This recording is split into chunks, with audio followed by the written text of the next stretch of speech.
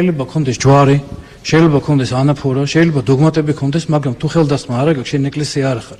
და ხელდასხმაზე მინდოდა უბრალოდ ერთ საინტერესო რამე, ერთი ფიზიკოსია იყო, რომელიც MGU-ში სწავლობდა და ეს ჩხეკიდელობდა რა წმენის ამბებში. ეჭვი ეპარებოდა რაღაცაში. სადაც იშოვა კურთხევანი, წყლის კურთხევაზე ლაპარაკი.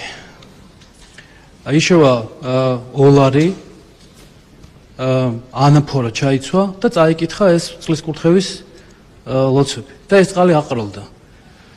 და შემდეგ მივხვდა რომ ესე იგი აქ თავარი ყოფილა ხელდასხმა.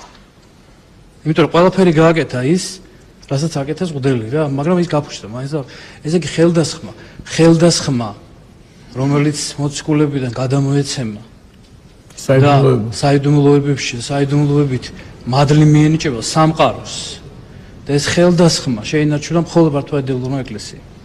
და ამ ხელდასხმით აღესრულება სასწაული კი არ არის თვით მიზანი.